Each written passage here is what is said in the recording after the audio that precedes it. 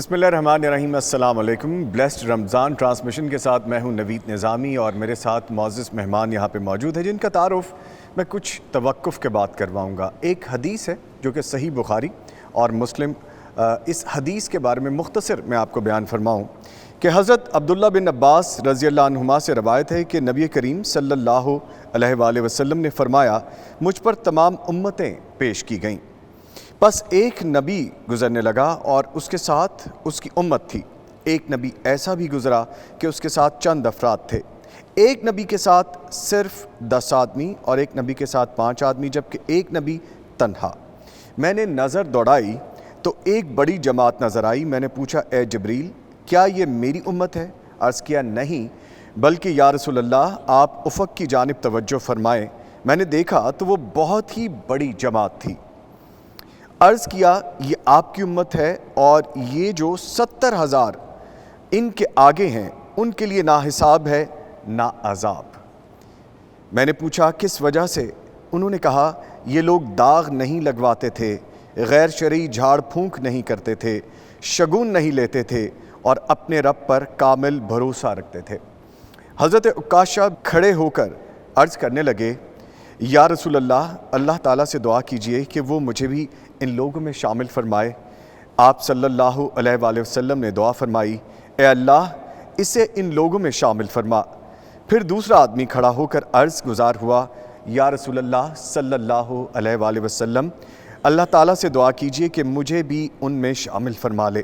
آپ صلی اللہ علیہ وآلہ وسلم نے فرمایا، عکاشہ تم سے سبقت لے گیا۔ اس حدیث کے بارے میں اس لیے میں نے بیان کیا کہ آج ہم جو گفتگو کریں گے امت محمدیہ کے حوالے سے گفتگو کریں گے، اور اس پہ سیر حاصل گفتگو کرنے کے لیے میں پہلے اپنے معزز مہمانوں کا تعارف کرواتا چلوں۔ میرے رائٹ ہینڈ پہ موجود ہیں رانا شفیق خان پسروری صاحب، مصنف ہیں اور کالم نگار ہیں، سابق ممبر اسلامی نظریاتی کونسل ہیں۔ رانا صاحب، ویری وارم ویلکم، السلام علیکم۔ وعلیکم السلام ورحمۃ اللہ وبرکاتہ۔ قاری صاحب ہمارے ساتھ موجود ہیں، حماد انور نفیسی صاحب، آپ کے بھی آنے کا شکریہ، السلام علیکم۔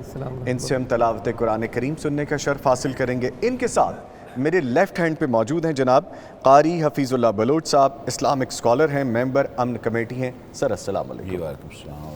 قاری صاحب کے ساتھ موجود ہیں حافظ یوسف سراج صاحب، مصنف ہیں، اسلامک اسکالر ہیں، کالم نگار ہیں اور ڈیجیٹل میڈیا ایکسپرٹ ہیں۔ حافظ صاحب، ویری وارم ویلکم، السلام علیکم۔ بہت شکریہ۔ اس سے پہلے کہ ہم گفتگو کا آغاز کریں، فیض حاصل کرتے ہیں تلاوت قرآن کریم سننے کا، اور میں قاری صاحب آپ سے گزارش کروں گا۔ اعوذ باللہ من الشیطان الرجیم، بسم اللہ الرحمن الرحیم۔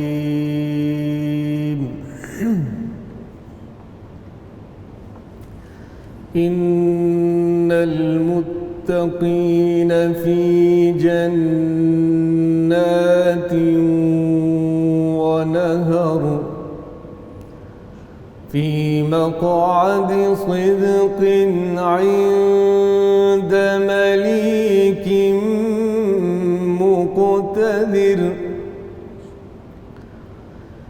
بسم اللہ الرحمن الرحیم۔ الرحمن علم القرآن۔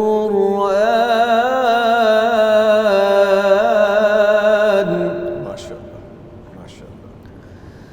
ان المتقین فی جنات ونہر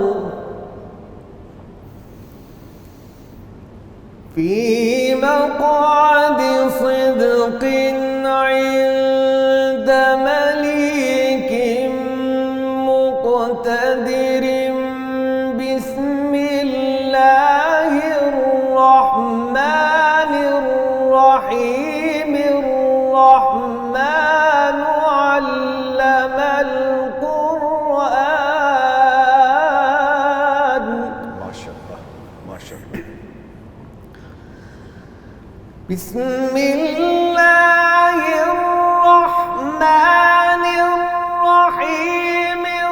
الرحمن علم القرآن، خلق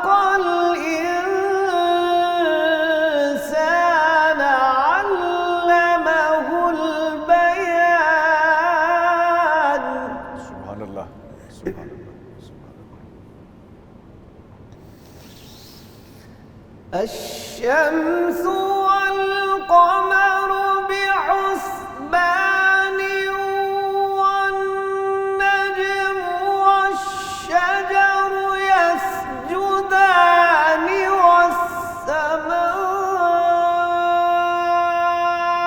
رفعها ووضع الميزان ألا تطغوا في الميزان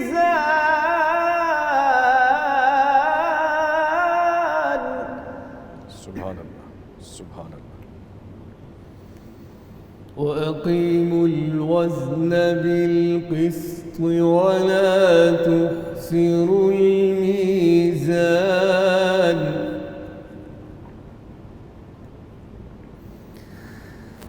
والأرض وضعها للأنام فيها فاكهة والنخل ذات الأكمام والحب ذو العصف والريحان فبأي آلاء ربكما تكذبان سبحان اللہ سبحان اللہ. ماشاء اللہ ماشاء اللہ ماشاء اللہ. خلق الإنسان من صلصال كالفخار وخلق الجان من مارج من نار فبأي آلاء ربكما تكذبان ماشاء رب المشرقين ورب المغربين فبأي آلاء ربكما تكذبان مرج البحرين يلتقيان بينهما برزخ لا يبغيان ماشاء اللہ ماشاء اللہ ماشاء اللہ. فبأي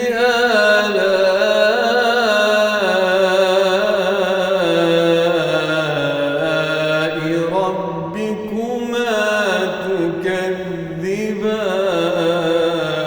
تكذبان صدق الله العظيم. ماشاء اللہ جزاک اللہ قاری صاحب. اللہ تعالیٰ آپ کو جزائے خیر عطا فرمائے. اور رانا صاحب کیسی بلیسڈ شخصیت ہیں یہ ماشاء اللہ. اللہ تعالیٰ نے بہت آپ کے قرآن پاک کا ایک اپنا حسن ہے. پھر اوپر سورہ رحمان بیوٹیفل یہ ماشاء اللہ پڑھ رہے تھے نا ماشاء اللہ. تو آپ نے شاید محسوس کیا میں درمیان میں کچھ پڑھ رہا تھا. جی جی بالکل. رسول پاک صلی اللہ علیہ وسلم ایک دفعہ مدینہ طیبہ سے باہر ایک وادی میں جب سورہ رحمان کی تلاوت کی تو پیچھے آ کر جن کھڑے ہو گئے, جنوں کی جماعت کھڑی ہو گئی. تو جیسے ہی آتے تھے نا یہ بار بار آپ کو پتہ ہے کہ پیک کا ایک آیت ہے فَبِأَيِّ آلَاءِ رَبِّكُمَا تُكَذِّبَانِ. تو اس کے جواب میں جنوں کی طرف سے آتا تھا فکرہ لَبِشَيْءٍ مِّن نِّعَمِكَ رَبَّنَا نُكَذِّبُ فَلَكَ الْحَمْدُ وَلَكَ الْحَمْدُ کہ اللہ تعالیٰ تیری نعمتوں میں سے کسی چیز کو ہم نہیں جھٹلاتے اور ساری ہم تیرے کے لیے ہے. تو اللہ کے نبی صلی اللہ علیہ وسلم نے صحابہ کرام کو یہ واقعہ سنا کر ترغیب دی کہ تم بھی یہ پڑھا کرو.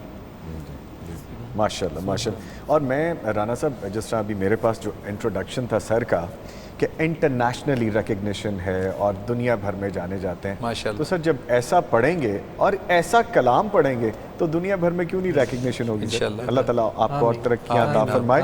بلکہ میں تو چاہوں گا سر آپ بھی فرمائیے کہ کس خوبصورت انداز سے تلاوت قرآن کریم کی گئی ہے قاری صاحب کی جانب سے.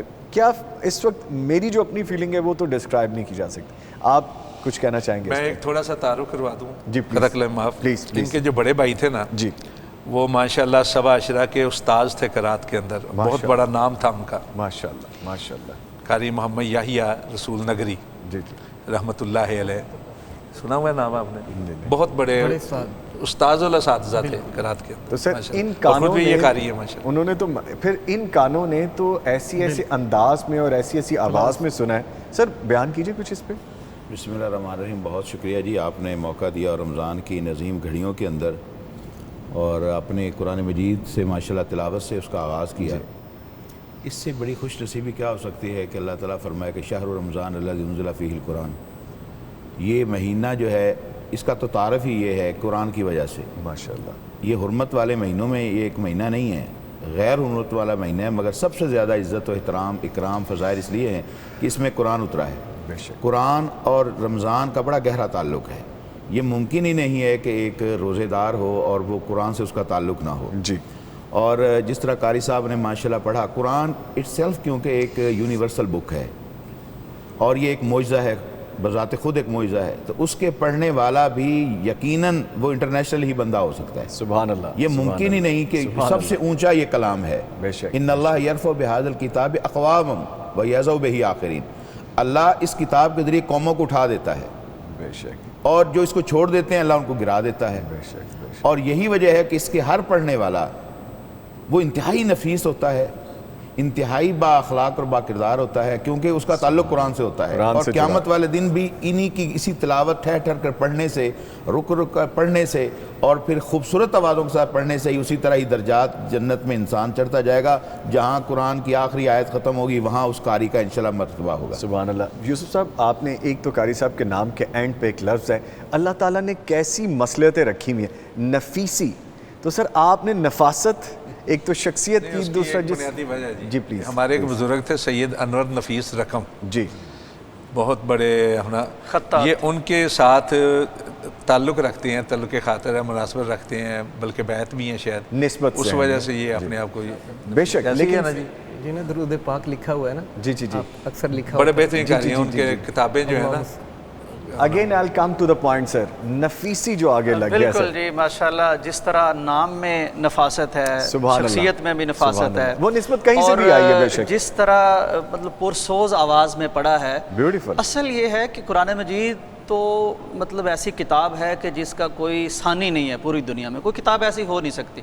اس میں جو روشنی ہے، جو رانائی ہے، جو تازگی ہے، پھر اس میں جو آواز ملتی ہے، تو وہ نبی صلی اللہ علیہ وسلم کے دور میں بھی مدینہ میں وہ صحابی رات کو اسی اپنی ایک کیفیت میں آ کے جب تلاوت کر رہے تھے، وہ تلاوت کو سننے کے لیے آسمان سے نورانی فرشتے اتر آئے تھے اور جھرمٹ باقاعدہ نظر آتا تھا، یہ قندیلوں کی صورت میں۔ سید بن حزیر، تو بالکل یہ یعنی کہ اس حضرت انداز سے اسید بن پڑھنا، حزیر رضی اللہ سید بن حزیر، پھر کئی صحابہ کرام جو بڑا اچھا پڑھتے تھے، ایون اللہ تعالیٰ نے نام لے کے کہا کہ فلاں شخص پڑھے قرآن مجید کو، تو کچھ شک نہیں کہ اس کو اس طرح جب پڑھا جاتا ہے دلوں پہ اثر ہوتا ہے اور اس سے پڑھنے والا یونیورسل ہو جاتا ہے۔ سر آپ یہ دیکھیں، یونیورسل ہو جاتا ہے، ویری ویل سیڈ۔ آپ یہ دیکھیے کہ ماشاءاللہ روزانہ حاضری ہوتی ہے، کلام پاک کا ذکر ہوتا ہے، کلام پاک سنتے ہیں، لیکن کبھی کبھی ایسی ساعتیں نصیب ہوتی ہیں ہمیں بھی کہ جس میں لگے کہ آج there is something difference than the limit, جو آپ کہہ رہے ہیں کہ جی آج کچھ ہم نے کچھ زیادہ ہی ڈسکور کر پھول کی لیا، خوشبو الگ ہے، اپنی خوشبو۔ بے شک بے شک۔ لے جی، ابھی گفتگو ہم باقاعدہ آغاز کی طرف لے کے جائیں گے، لیکن ایک چھوٹی سی بریک کے بعد ہمارے ساتھ رہیے گا، ہم ابھی واپس آ رہے ہیں۔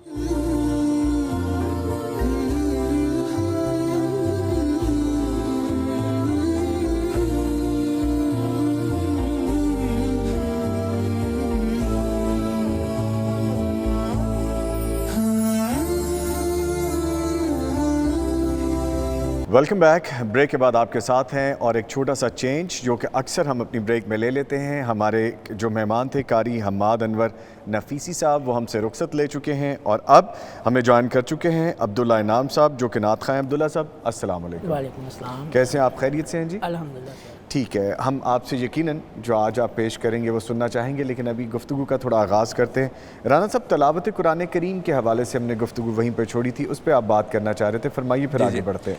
میں یہ عرض کر رہا ہوں جس طرح یوسف سراج صاحب نے فرمایا کہ اللہ رب العزت کی طرف سے فرشتے نازل ہوتے ہیں، اور اس میں کوٹ کیا انہوں نے حضرت اسید بن حزیر رضی اللہ تعالیٰ عنہ کا واقعہ جو بخاری میں بھی ہے، حدیث کی دوسری کتابوں میں بھی ہے، کہ رات کی تنہائیوں میں وہ کتاب اللہ کی تلاوت کر رہے تھے. چھوٹا سا گھر تھا, پاس ہی گھوڑا بندھا ہوا تھا اور پاس میں بچہ لٹایا ہوا تھا, معصوم بچہ جس کا نام یحییٰ ہے. تو جب کتاب اللہ کی تلاوت شروع کی تو گھوڑا بدکا, اچھلنے کودنے لگا. تو یہ اس خدشے کی بنا پر کہ کہیں بدکا ہوا یہ گھوڑا معصوم بچے کو نقصان نہ پہنچا دے, تلاوت انہوں نے موقوف کر دی پڑھتے. تو جیسے موقوف کی گھوڑے کی اچھل کود بند ہو گئی. انہوں نے سوچا جو تکلیف تھی گھوڑے کو رفع ہو گئی ہے, پھر تلاوت شروع کی, وہ پھر اچھلنے کودنے لگا.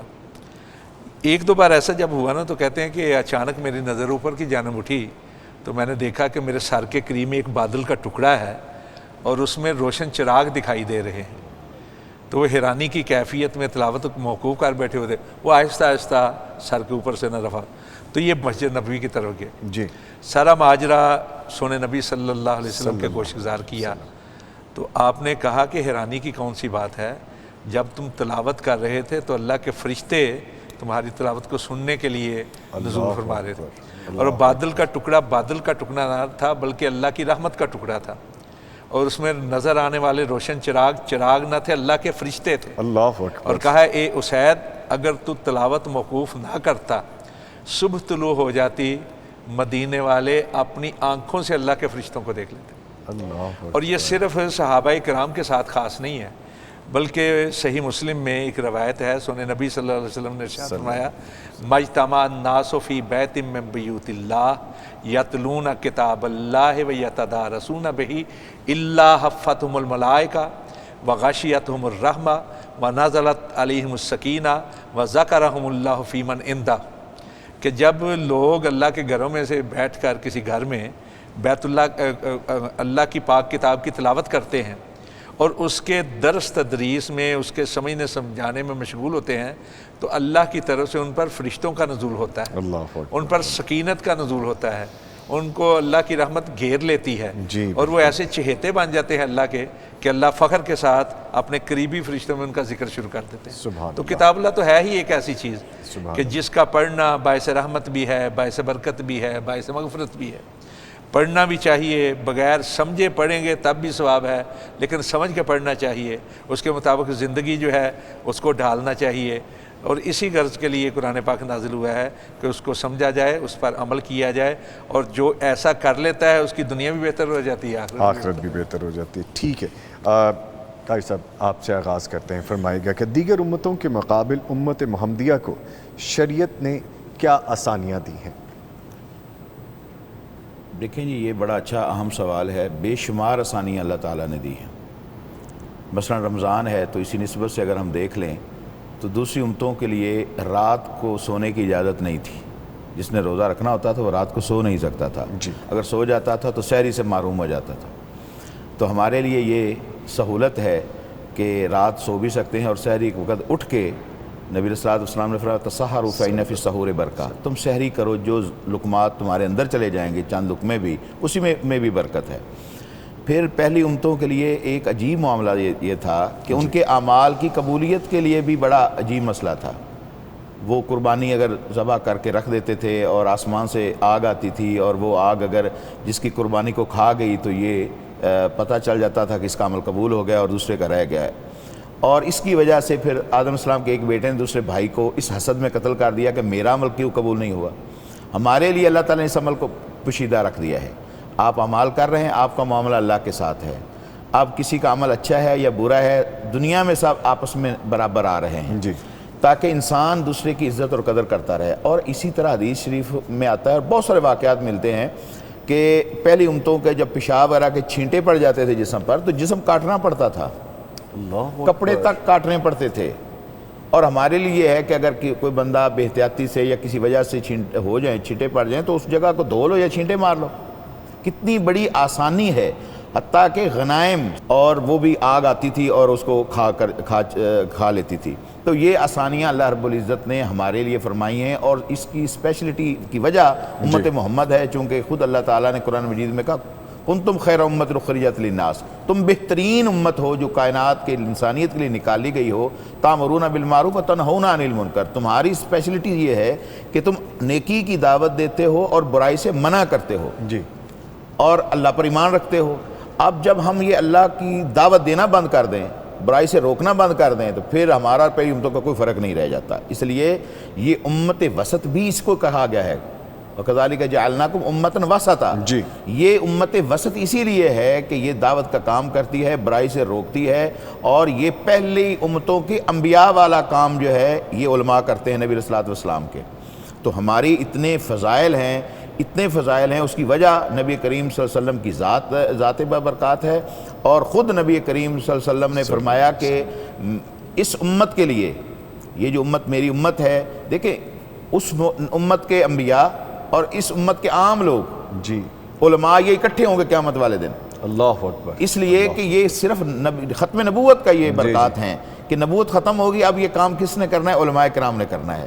تو اسی لیے نبی علیہ الصلوۃ والسلام نے فرمایا کہ العلماء ورثۃ الانبیاء, علماء اصل میں انبیاء کے ورثاء ہیں, اور انبیاء علمی وراثت چھوڑ کر جاتے ہیں, اور وہ جس کے پاس علم ہے اور عمل ہے اور اس کی وہ دعوت دیتا ہے. تو میں سمجھتا ہوں کہ یہ وہ شرف ہیں کہ جو اللہ تعالیٰ نے ہمیں عطا کیے ہیں. اسی طرح دیکھیں نا, پہلی امتیں بھی اپنے دور میں عبادات کرتی تھیں, نمازیں پڑھتی تھیں, ہزار راتیں وہ عبادت کرتے تھے. اللہ نے ہمیں ایک ایسی رات عطا کر دی جو 1000 مہینے کی عبادت سے بہتر ہے. بہتر, بے شک بے شک. صحابہ نے جب سوال کیا یا رسول اللہ, وہ تو اتنی لمبی عمر رکھتے تھے اور نیکیاں کرتے تھے, تو پریشان ہو گئے. 60-70 سال ہماری تو ایوریج ایج ہے, تو ہم کیا, ہم تو اس مقام تک نہیں جا سکیں گے جا سکتے. جی بالکل. تو خیر من الف شہر, اللہ نے کہا کہ اللہ نے ایک رات تمہیں عطا کر دی اس قرآن کی برکت سے, کیونکہ قرآن اللہ نے جس رات میں اتار دیا ہے وہ رات اتنی عزت والی ہوگی ہے کہ اب 1000 مہینے کی عبادت ایک طرف ہو, اس سے افضل اس ایک رات کی عبادت ہے. اور وہ مہینہ پورا افضل قرار دے دیا جس میں قرآن اترا. وہ فرشتہ تمام فرشتوں سے افضل ہوگا جس جو قرآن لے کر آیا. وہ پورے کا پورا وہ سینہ جس کے اوپر قرآن اتارا گیا نبی کریم صلی اللہ علیہ وسلم کے سینہ اطہر کے اوپر, تو یہ وہ جو ہے وہ میں سمجھتا ہوں کہ فضائل ہیں اس امت کے کہ جو اللہ تعالیٰ نے مخصوص ان کو عطا کیے ہیں. اور اس کی وجہ جناب محمد رسول اللہ علیہ وسلم کی ذات ہے اور اس کا آخری امتی ہونا ہے. اٹ سیلف امتی ہونا ہی بہت بڑا شرف ہے. سر اسی بات کو میں یوسف صاحب کی طرف لے کے آؤں گا. یوسف صاحب بڑے غور سے آپ گفتگو سن رہے ہیں, یقیناً کچھ چیزیں آپ شیئر کرنے والے ہیں, لیکن آپ انتظار کر رہے ہیں کہ میری ٹرن آئے.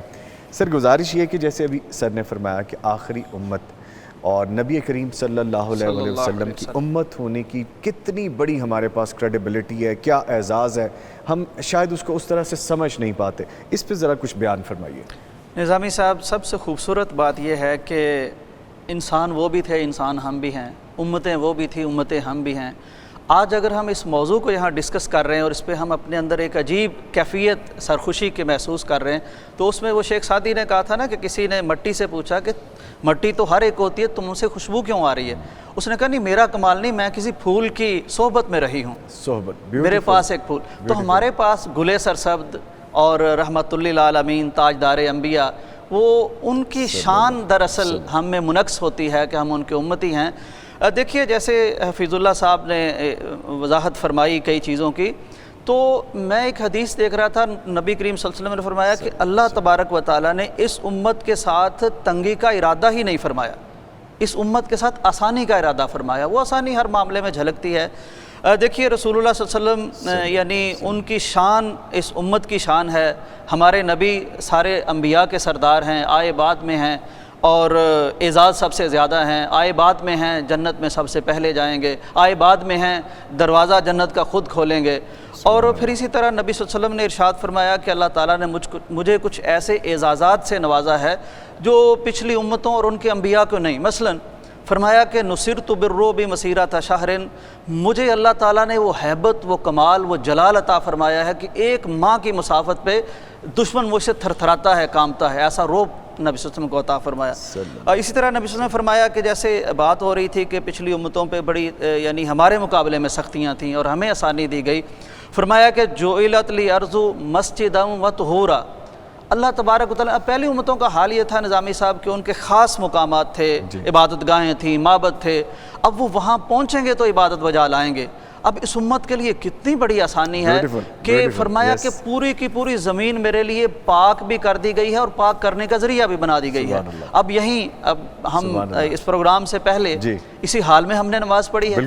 اگر کوئی اور امت ہوتی تو یہ اسے شرف نہ ملتا, آسانی نہ ملتی. ٹریولنگ میں دیکھ لیں یا لوکل ٹریولنگ میں دیکھ لیں رانا صاحب, تو جہاں آپ کو جگہ ملی نماز کا وقت ہو گیا, آپ نے جائے نماز بچھائی اور آپ نے نماز پڑھ لی, اس سے بڑھ کے اور کیا یہ ہوتا ہے صرف سر؟ امت محمدیہ کا شرف ہے, محمدیہ کسی کا. اور امت کو یہ سہولت نہیں ملی. پھر اسی طرح نبی صلی اللہ علیہ وسلم نے فرمایا احلت لی الغنائم, یعنی جیسے حفیظ اللہ صاحب بیان فرما رہے تھے کہ پہلی امتیں جنگ کرتی تھیں, شہید ہوتے تھے, سارے معاملے ہوتے تھے, لیکن مال غنیمت وہ استعمال نہیں کر سکتے تھے. یہ بھی شرف ہے امت محمدیہ کا کہ یہ مال غنیمت ان کے لیے حلال کی گئی. پھر وہ حشر کا سبھی کو معلوم ہے, میں صرف اشارہ کرنا چاہتا ہوں کہ جب حساب کتاب کا دن ہوگا, امتیں جائیں گی ہر نبی کے پاس کہ چلیں اللہ حساب شروع ہی کرے, بڑی سختی میں ہیں, بڑی پریشانی میں ہیں, تو ہر ایک کو یاد آئے گا اپنا کوئی نہ کوئی معاملہ کہ نہیں میں آج اللہ کا سامنا نہیں کر سکتا, چونکہ اللہ غصے میں بہت ہے. تو پیارے پیغمبر نے فرمایا کہ اللہ تبارک و تعالیٰ پھر مجھے یہ اعزاز بخشیں گے کہ میں اللہ سے کلام کرنے کی مطلب کہ اللہ ہمت بھی دے گا اور توفیق بھی دے گا اور موقع بھی دے گا, تو میرے کہنے پہ یہ حساب شروع ہوگا. تو یہ شفاعت کبریٰ جو ہے وہ بھی نبی صلی اللہ علیہ وسلم کو اللہ تعالیٰ نے عطا فرمائی ہے, اور یہ ہمارے نصیبے میں آئی ہے. اور سر ہمارے نصیبے میں ایک اور بڑی چیز ہے, رانا صاحب میں آپ کو بھی شامل کروں گا, سر آپ بھی شامل رہیے گا. آپ یہ دیکھیے کہ وہ بھی تو فرمایا گیا ہے کہ ایک ایسی امت آئے گی جو کہ صرف میرے دیدار کے لیے, مجھے دیکھنے کے لیے, جنہوں نے مجھے اپنی اس نیکڈ آئی سے نہیں دیکھا ہوگا, بہت بڑی بات ہے نظامی صاحب, اور وہ کہیں گے کہ یا رسول اللہ میری جان مال آل سب قربان ہے, ایک اپنا دیدار فرما دیجئے, ایک اپنا جلوہ دکھا دیجئے. تو سر ہم وہ امت ہے نا, اور اگر ہم یہی چیز رانا صاحب ذہن میں رکھ لیں تو زندگیوں کو اس طریقے سے گزارنے کے لیے جن کے احکامات ہیں, میرے خیال میں کوئی مشکل نہیں پیش آئے گی. فرمائیے اس پہ. میں سن رہا تھا اور میں واقعتاً ایک اپنے اندر خوشی محسوس کر رہا, جس طرح یوسف صاحب نے فرمایا کہ حقیقتاً امت محمدیہ جو ہے امت کائنات کی ساری امتوں میں سب سے بہتر ہے, خیر امت بھی ہے, امت وسط. اور وسط کا لفظ جو ہے نا بڑے وسیع المعانی, اور بلکہ آج کل تو آپ اگر کھیلوں میں دیکھتے ہیں تو جو پہلے نمبر پہ ہوتا ہے وہ درمیان میں کھڑا ہوتا ہے, دوسرے نمبر والا دائیں طرف, تیسرے والا بائیں, اس طرح ہوتا ہے. تو اس لحاظ سے ہی پہلے نمبر پر ہے. اور اس سے بڑھ کر فضیلت امت محمدیہ کی کیا ہوگی کہ جس امت کے اندر حضرت عیسیٰ علیہ السلام جیسے آدمی ایک امتی کی حیثیت سے ہوں گے. یہ فضیلت ہی ہے نا کہ اپنے وقت کے جلیل القدر نبی ہیں, عظیم المرتبت ہیں, رفیع المنزلت ہیں, لیکن آسمانوں پر اٹھائے گئے. اب قیامت کے قریب تشریف لائیں گے تو نبی کی حیثیت سے نہیں بلکہ رسول پاک کے امتی کی حیثیت سے آئیں گے. تو یہ بھی ایک اعزاز ہے بہت بڑا. لیکن ہمارے لیے اعزاز تب ہے اگر ہم پیارے رسول صلی اللہ علیہ وسلم کی تعلیمات, آپ کی نبوت اور شریعت پر عمل کریں. اگر ہم شریعت پر, آپ کی نبوت پر, آپ کی طریقت پر, آپ کی تعلیمات پر عمل نہیں کرتے تو یہ فخر کی بات نہیں بلکہ ہمارے لیے شرمندگی کا باعث ہے. اور یہی چیز ہمارے لیے سبکی کا باعث بنے گی, دنیا کے اندر بھی آخرت کے اندر بھی. تو جس چیز نے اس امت کو فضیلت عطا کی ہے وہ چیز ہم میں ہوگی تو ہم باعث فضیلت ہیں, فضیلت کے حقدار ہیں. اگر وہ چیز ہم میں نہیں تو پھر ہم وہ جس طرح قاری صاحب نے شروع میں آغاز میں حضرت عمر فاروق سے روایت حدیث بیان کی تھی کہ ان اللہ یرفع بہذا الکتاب اقوام ویضع بہ آخرین, کہ جو قومیں اس کتاب کو تھام لیں گی وہی بلند و بالا ہوں گی, ورنہ پستیوں کے اندر گرا دی جائیں گی. قرآن پاک میں اللہ رب العزت نے کہا جو اس کے حکم سے حکم عدولی کرے گا, نافرمانی کرے گا, پہلو تہی کرے گا, اس کے اوپر رنگا رنگ کے فتنے آئیں گے, دردناک قسم کے عذاب آئیں گے. اور دوسری طرف لو ان اہل القری آمنوا واتقوا لفتحنا علیہم برکات من السماء والارض, کہ اگر صاحب ایمان ہو جائیں, جو شریعت اتری ہے اس پر ایمان لے آئیں اور اس کے ذریعے سے تقوی اختیار کر لیں تو اللہ کا وعدہ ہے کہ زمین و آسمان کی برکات کے دروازے کھول دے گا. تو امت محمدیہ بہترین امت ہے, فضیلت ہے. فضلت علی الانبیاء بستہ, جس کی طرف اشارہ کیا یوسف سراج صاحب نے, وہ بھی, اور ساری کی ساری فضیلتیں تبھی ہیں اگر ہم پیارے رسول صلی اللہ علیہ وسلم کے احکامات کے تابع ہوں گے, آپ کی اتباع کریں گے, آپ کی اطاعت کریں گے, ورنہ سبکی ہی سبکی جیسے آپ نے فرمایا. گفتگو کا سلسلہ بھی جاری ہے, اس پہ بھی مزید بھی بات کریں گے, لیکن ایک چھوٹے سے وقفے کے بعد ہمارے ساتھ رہیے گا.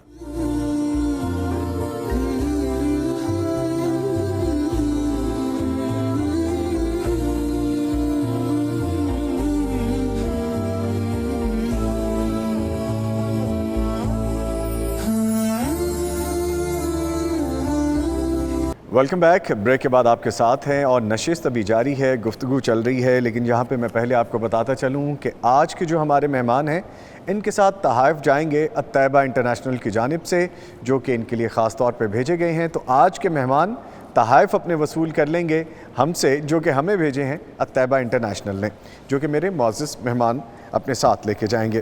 عبداللہ انشاءاللہ سر, انشاءاللہ عبداللہ انعام ہمارے ساتھ موجود ہے اور بڑی دیر سے ہماری گفتگو بھی سن رہے ہیں. عبداللہ انعام, کیا آج سنائیں گے ہمیں آپ؟ رمضان المبارک کے حوالے سے کچھ کلام ہے. جی پلیز سنائیے. ارشاد.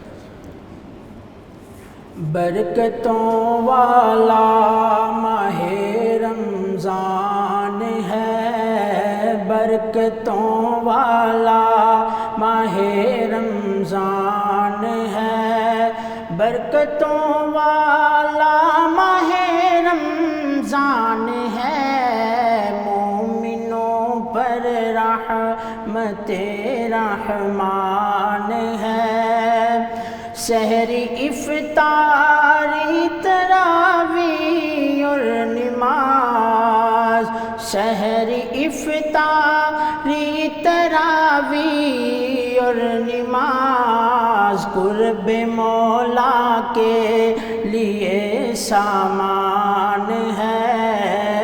برکتوں والا ماہ رمضان ہے, مومنوں کے لیے رحمت رحمان ہے. ہو مدینہ پاک بھی رمضان بھی, اللہ ہو مدینہ پاک بھی رمضان بھی, اب تو عاجز دل کا یہ ارمان ہے, اب تو عاجز دل کا یہ ارمان ہے. برکتوں والا ماہ رمضان ہے, اور کئی گناہ بڑھتا ہے نیکی کا ثواب, کئی گناہ بڑھتا ہے نیکی کا ثواب. ماہ رمضان کی الگ ہی شان ہے, ماہ رمضان کی الگ ہی شان ہے. برکتوں والا ماہ رمضان ہے, اور دونوں عالم میں خوشی ہے چار سو, دونوں عالم میں خوشی ہے چار سو. قید میں ڈالا گیا شیطان ہے, قید میں ڈالا گیا شیطان ہے. برکتوں والا ماہ رمضان ہے, مومنوں پر رحمت رحمان ہے. ماشاءاللہ, جزاک اللہ, اللہ تعالیٰ آپ کو جزائے خیر عطا فرمائے. رانا صاحب, جب ہم روزے کے حوالے سے بات کرتے ہیں تو اکثر سوسائٹی میں بھی بات ہوتی ہے, کچھ لوگ اپنا بھی موقف پیش کرتے ہیں. اس کو سمجھنے کے لیے سوال ہے میرا آپ سے کہ روزے کی نیت کب, کیسے اور کن الفاظ میں کرنی چاہیے, وضاحت فرمائیے گا پلیز. پہلی بات تو جو سمجھنے کی ہے وہ یہ ہے کہ نیت کہا جاتا ہے دل کے ارادے کو یا دل کے قصد کو. جی. زبان سے جو کچھ کہا جاتا ہے وہ اعلان ہوتا ہے, اقرار ہوتا ہے, اعتراف ہوتا ہے. زبان سے کہہ بھی دیا لا الہ تو کیا حاصل, تو کیا حاصل, دل و نگاہ مسلمان نہیں تو کچھ بھی نہیں. اصل چیز ہے دل کا معاملہ. آپ اپنے دل کے اندر کچھ اور رکھے ہوں, زبان سے کچھ اور کہتے رہیں, تو زبان کا جو ہے وہ کوئی اعتبار نہیں, اللہ کے ہاں اعتبار ہے دل کا. جی. لن ینال اللہ لحومها ولا دماؤها ولکن ینالہ التقوی. اللہ کو گوشت نہیں پہنچتے, خون نہیں پہنچتے, بلکہ اللہ کو تقوی پہنچتا ہے. التقوی ہا ہونا. جی. یشیر الی صدرہ ثلاث مرات, اللہ کے نبی نے سینے کی طرف اشارہ کر کے فرمایا تھا کہ تقوی یہاں ہے, تقوی یہاں, یعنی اخلاص قلب. نیت جو ہے یہی چیز ہے. میں اس کی اور تھوڑی سی وضاحت کے لیے اللہ کے نبی صلی اللہ علیہ وسلم کی ایک حدیث ہے. آپ نے فرمایا من صلی یرائی فقد اشرک، من صام یرائی فقد اشرک، من تصدق یرائی فقد اشرک، کہ جس نے دکھاوے کے لیے، ریاکاری کے لیے نماز پڑھی اس نے شرک کیا. جس نے ریاکاری کی نیت سے روزہ رکھا شرک کیا. جس نے ریاکاری کی نیت سے دکھاوے کے لیے صدقہ دیا اس نے شرک کیا. تو کیا ہے دکھاوا؟ کہ لوگوں کے سامنے پڑھ رہے، لوگوں کو تو نہیں معلوم، لیکن اس کے دل کے اندر ہے کہ لوگ کہیں کہ یہ بہت نمازی ہے، بہت عبادت گزار ہے، بہت زیادہ دیالو ہے. تو اصل چیز جو ہے وہ دل کا ارادہ ہے. جی. اس لیے کہا گیا ہے انما الاعمال بالنیات، کہ عملوں کا دار و مدار نیتوں پر. نیتوں پر. جی. کہ بظاہر آپ کچھ کہتے رہیں لیکن دل کے اندر کچھ اور ہو، تو دل کے اندر جو کچھ ہے نا اسی کے مطابق فیصلہ کیا جائے گا، اسی کے مطابق اجر ملے گا، بدلہ اور ثواب ملے گا، یا اس کے مطابق سزا ملے گی یا ثواب ملے گا. میں نے ایک دفعہ روزنامہ پاکستان کے اندر میں فورم کیا کرتا تھا. اس فورم میں میں نے بلایا ڈاکٹر سرفراز نعیمی صاحب تھے بریلوی مکتبہ فکر کے، اسی طرح مفتی کلام سرور قاری تھے، وہ بھی بریلوی مکتبہ فکر کے تھے، اور مولانا عبد الرحمن اشرفی تھے دیوبندی مکتبہ فکر. ان کے سامنے میں نے یہ سوال رکھا کہ نیت کیا ہے. تو ڈاکٹر سرفراز نعیمی صاحب نے بڑے اچھے الفاظ میں یہ کہا کہ اصل میں پہلے جو بزرگ ہوتے تھے وہ سکھانے کے لیے، تعلیم کی غرض سے کہتے تھے کہ یہ چیزیں اپنے دل میں رکھو. تو جو فکریں سکھایا کرتے تھے نا کہ دل میں ان کو ہم نے دہرانا شروع کر دی ہے. حالانکہ نیت کا تعلق زبان کے ساتھ نہیں ہے، وہ دل کے ساتھ ہے. وہ دل کے ساتھ ہے. جی ٹھیک. ہر عمل کا دار و مدار نیتوں پر ہوتا ہے. ٹھیک ہے. دل کے اندر ہے. اچھا دوسری بات علمی طور پر، جی جی پلیز. الفاظ جو ادا کیے جاتے ہیں وہ ہوتے ہیں وَبِصَوْمِ غَدٍ نویت من شہر رمضان. جی. آپ ماشاءاللہ جانتے ہیں کہ جو گزرا ہوا دن ہوتا ہے اس کو کہا جاتا ہے امس. جو آج کا دن ہوتا ہے وہ ہوتا ہے الیوم. جی. غدن کا معنی ہوتا ہے آنے والا کل. جی. عربی کا جو ہے اسلامی دن اس کا آغاز ہو جاتا ہے سورج ڈوبنے سے. جی. اور جو بکرما جیت کیلنڈر کے ساتھ دیسی دن جسے کہتے ہیں وہ سورج چڑھنے سے شروع ہوتا ہے. اور انگریزی دن جو ہے رات کے 12 بجے شروع ہوتا ہے. جی. جب ہمارا دن جو ہے وہ رات سورج کے غروب ہونے سے شروع ہو چکا ہے تو پھر یہ ہے کہ جو روزہ ہم رکھ رہے ہیں وہ آج کا رکھ رہے ہیں. جب آج کا روزہ رکھ رہے ہیں تو پھر نیت کل کی نہیں ہے. ٹھیک ہے سر. ایک ٹھیک ہو گیا. دوسرا جو آپ نے کہا نا کب کرنا جی چاہیے. جی جی. ایک ہے فرضی روزہ، ایک ہے نفلی روزہ. فرضی روزے میں رمضان کے روزے ہیں، کفارے کا روزہ ہے، نظر کا روزہ ہے. اس کی نیت شام رات ہی میں کر لینی چاہیے. بیکی کے اندر ہے رسول پاک صلی اللہ علیہ وسلم نے ارشاد فرمایا جس نے طلوع فجر تک نیت نہیں کی اس کا کوئی روزہ نہیں. اور رد المختار جو در مختار کی شرح ہے، در مختار فقہ حنفی کی ایک بڑی معتبر کتاب ہے، اس میں لکھا ہوا ہے کہ زبان سے کہنا ضروری نہیں. جب آپ سحری کھاتے ہیں اور آپ کے دل میں ہے کہ میں نے روزہ رکھنا ہے تو سحری کھانا بھی نیت ہی کا اظہار ہے. یہ ہے فرضی روزے کے لیے. نفلی روزے کے لیے مسلم کے اندر ایک روایت ہے کہ حضرت عائشہ صدیقہ فرماتی ہیں رضی اللہ تعالیٰ عنہ کہ دن کے وقت ایک بار رسول پاک تشریف لائے تو کہنے لگے کچھ کھانے کے لیے ہے. میں نے کہا نہیں. کہنے لگے اچھا چلیں پھر میں روزہ رکھ لیتا ہوں. نفلی روزہ جو ہے وہ نصف نہار تک آپ اس کی نیت کر سکتے ہیں، لیکن فرضی روزے کے لیے نصف نہار جو ذرا یہ بھی کائنڈلی الیبریٹ کر دیجئے، سم ہاؤ نہیں سمجھ لگتا. نصف نہار کا مطلب یہ ہے کہ ظہر سے پہلے آدھ پون گھنٹہ پہلے تک آپ کر سکتے ہیں، کسی وقت بھی اپنا کر سکتے ہیں. اور یہ بھی فقہ کی کتابوں. لیکن فرضی روزے کے لیے جس طرح بیکی کے اندر رسول پاک کی صحیح حدیث کہ طلوع فجر تک یعنی رات ہی میں نیت، اور وہ یہی ہوتا ہے کہ میں نے روزہ رکھنا ہے. جس طرح روزے الگ الگ ہیں نیت بھی الگ الگ ہے. ٹھیک ہے. یہ ہے. ٹھیک. اور سر سحری کا جس طرح ایک پورشن سحری کا جس طرح قاری صاحب نے بتایا تھا امت کی فضیلت کے حوالے سے کہ پہلی امتوں میں اور ہماری امت میں یہ رسول پاک کے الفاظ ہیں. جی. روزے میں اگر کسی چیز کا فرق ہے تو وہ سحری کا فرق ہے. آپ نے فرمایا تسحروا فإن فی السحور برکہ، کہ سحری لازماً کیا کرو، اس کے اندر اللہ نے برکت رکھی ہے. ایک حدیث کے الفاظ ہیں ان اللہ والملائکۃ یصلون علی المتسحرین، اللہ اور اس کے فرشتے درود بھیجتے ہیں سحری کرنے والوں پر. اللہ کیا درود ہے کہ اللہ کی طرف سے رحمتوں کا نزول ہوتا ہے، اور فرشتوں کا درود یہ ہے کہ فرشتے رحمتوں کی دعائیں کرتے ہیں کہ اللہ سحری کرنے والے پر تو اپنی رحمتوں کا نزول فرما. اور رسول پاک صلی اللہ علیہ وسلم نے یہ ارشاد فرمایا کہ سحری ضرور کرو، خواہ ایک گھونٹ پانی ہی کیوں نہ. ہمارے ہاں کیا ہوتا ہے کہ رات پوری ہم کھاتے رہتے ہیں پیتے رہتے ہیں. جہاں حکم ہے نا شریعت مطہرہ کا کہ غذا کا تحدید وقت کر دی گئی ہے، وقت کی تحدید کر دی گئی ہے، وہاں اس کی تقلیل کی طرف بھی توجہ دینی چاہیے. ہم جب افطار کرتے ہیں تب خوب کھاتے ہیں جی. اور پھر اس کے بعد کھاتے رہتے ہیں، اور جب سحری کا وقت آتا ہے تو پھر ہم کہتے ہیں آج اٹھفیرا رکھن نو دل کرتا ہے، کھان پین نو دل. یعنی سحری لازماً کرنی لازمی چاہیے، کرنی اور اس کا یہی بہترین طریقہ ہے کہ تقلیل غذا، ٹھیک کہ آپ افطار کے وقت بھی تھوڑا کھائیں جتنی ضرورت ہے آپ کی اس کے مطابق، تاکہ آپ کی انتنیاں جو ہیں وہ تر ہو جائیں، آپ کے پیٹ کے اندر کچھ چلا جائے، آپ مستعد ہو جائیں انرجی آ جائے آپ میں. جی. رات کی نوافل کی ادائیگی کے لیے، رات کی تلاوت کے لیے، اور پھر صبح سحری لازماً کھانی چاہیے. ہاں اگر ایسا ہے کہ ایک آدمی نے نیت کر لی تھی لیکن نیت کے باوجود اس کا سحری کرنے کا بھی ارادہ تھا، لیکن نیند کا غلبہ ہو گیا، اب جب اٹھا ہے تو وقت جا چکا ہے، تو ایسے میں اس کے لیے تو اجازت ہے، یہ کنسیشن ہے جی.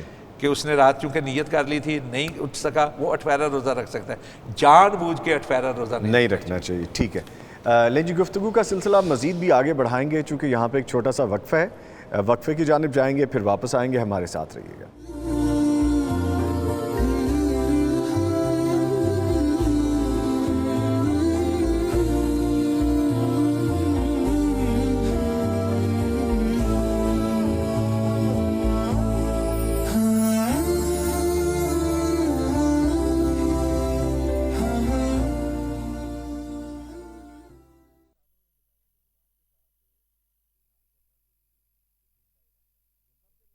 Welcome back. بریک کے بعد آپ کے ساتھ ہیں اور گفتگو جاری ہے. میں قاری صاحب کی جانب چلوں گا. اور سر ایک یہ بتائیے گا سوال کے بارے میں کہ اعضائے وضو کی چمک امت محمد صلی اللہ علیہ وآلہ وسلم کا شرف ہے، کوئی اور بھی یہ شرف پا سکے گا؟ یعنی اسلامی تعلیمات کی روشنی میں اس کی وضاحت فرمائیے گا کہ وضو کرنے والے کیا جو امت محمدیہ کے یہ شرف ہے کہ وضو کرنے والے کہ وہ چمکتے ہیں. یقیناً یہ بڑا خوبصورت ایک آئیڈینٹی ہے امت محمد صلی اللہ علیہ وسلم کی کہ وہ وضو کرتے ہیں تو وہ اعضاء جہاں جہاں تک پانی لاتا ہے وہ اعضاء جو ہے نا ٹیوب لائٹ کی طرح چمکنا شروع ہو جاتے ہیں.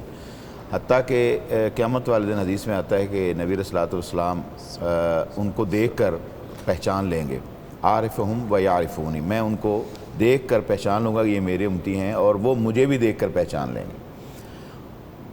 یہ بہت بڑا اعزاز ہے، مگر یہ اس اعزاز کے ساتھ ساتھ بخشش کے لیے عقائد کا ہونا بہت ضروری ہے.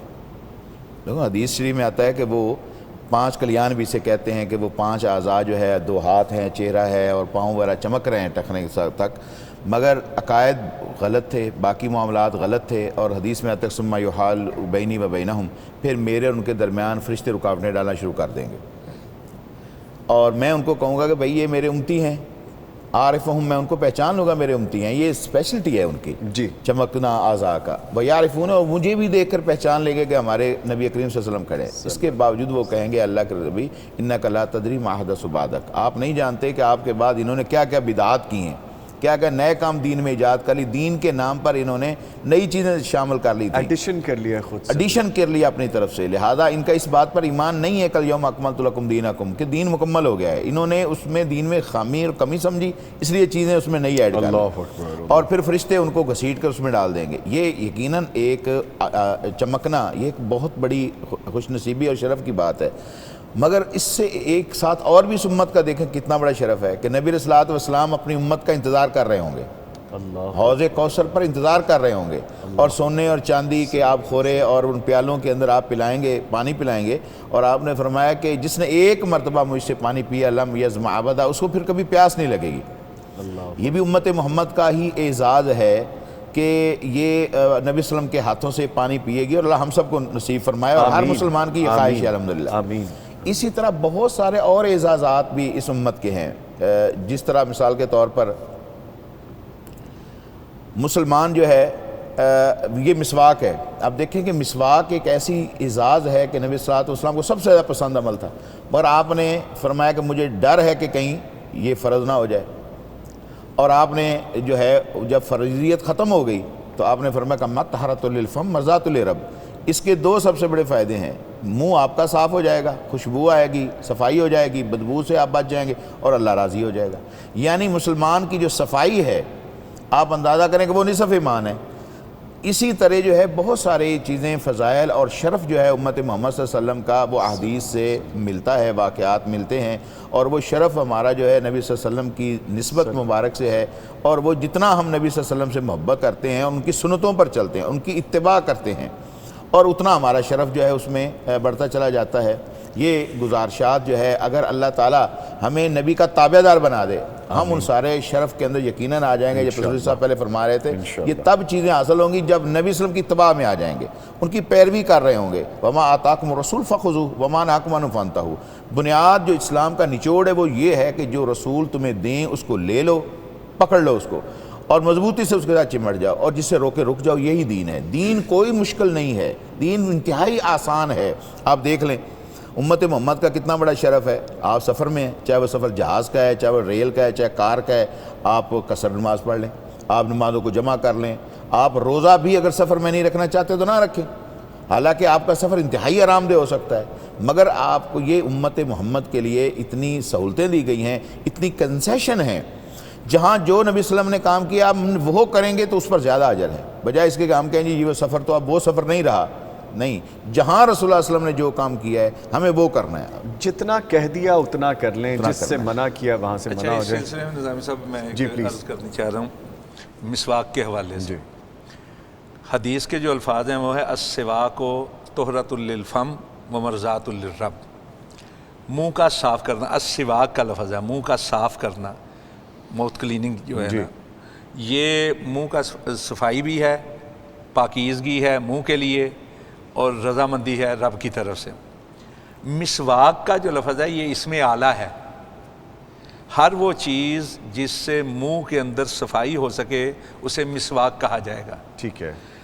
لکڑی کی مسواک ہی مسواک نہیں، ہر وہ چیز جس کے ساتھ منہ کو صاف کیا جائے اس کو عربی کے اندر مسواک کہا جائے گا، چاہے وہ کوئی بھی چیز ہو، وہ برش ہو، وہ سکتا ہے، دنتانی ہو، یا کوئی وہ مائع کی صورت میں جو اس طرح لیکوڈ ہو، کوئی لیکوڈ وغیرہ ہو، لیکن ہو حلال۔ حلال ہو، ماؤتھ واش ہو۔ یس یس۔ یہ چیز میں نے اس لیے وضاحت کی ہے کہ بعض لوگ جو ہیں نا وہ صرف لکڑی کی مسواک کو تھام کے برش وغیرہ کے بارے میں نفرت کا اظہار کرتے ہیں، یہ بیزاری کا۔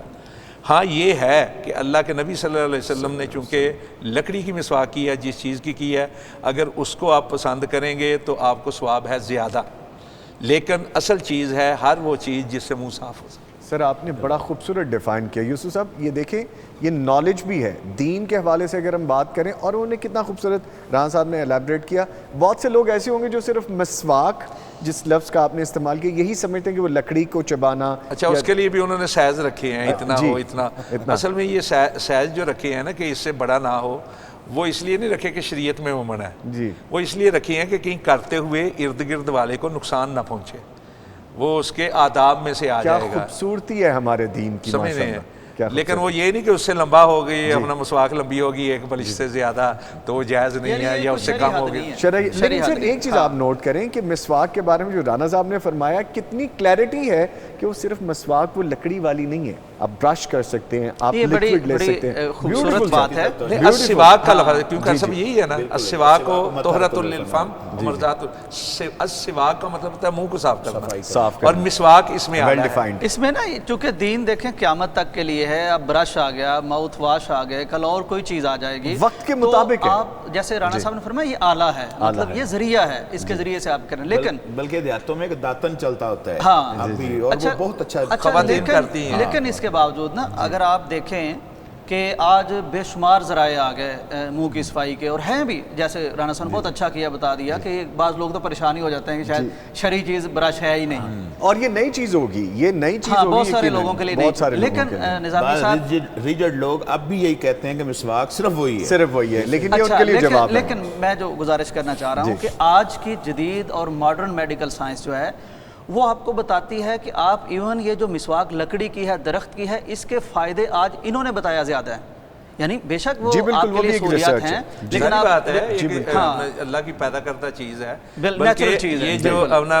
پیسٹ ہے، سنت بھی ہے، ثواب بھی پیسٹ جو ہوتا ہے، پیسٹ کے اندر جو چیزیں ہوتی ہیں وہ وہی ہوتی ہیں جو درختوں سے حاصل کی ہیں، بالکل، اور اس میں کیمیکل ملا دیا جاتا ہے جو مضر صحت ہے. سمجھ رہے ہیں؟ لیکن میں یہ عرض کر رہا ہوں کہ اس کی ممانعت نہیں ہے. بالکل بالکل، یہ بڑی اہم فضیلت بات اس میں ہے. رسول پاک کے اپنا حوالے سے اگر آپ ان کی پیروی کریں، ان کا رنگ ڈھنگ اختیار کریں، لیکن بندش نہیں ہے. جی بالکل، لیکن وہ ویل ڈیفائنڈ. لیکن یوسف صاحب ایک چیز اور بڑی زبردست یہاں پہ ڈیبیٹ بن گئی، لیکن اس پہ بات کر لینا بہتر ہے. نہیں، ہم یعنی ڈیبیٹ نہیں، بہتر ہے، ایک ہی بات ہے. ایک ہی بات. مختلف اچھا اب پہلوؤں یہ پہ بات دیکھیے کر کہ رہے ہیں. جب ہم بات کرتے ہیں کہ آرگینک چیزیں، تو اگر ہم آرگینک ہی سمجھ لیں کہ ہم نے درخت سے لیا، ہم نے ٹہنی سے لیا، ہم نے درخت کے کسی حصے سے لیا، چھال سے لیا، واٹ ایور، جیسے آپ وہ فرما رہے تھے داتن، وہ شال ہی ہے نا، وہ بھی چھال ہے. تو آپ یہ دیکھیں آرگینک چیزیں اور ان کے فوائد زیادہ ہے، جیسے آپ ریسرچ کا ذکر کر رہے ہیں.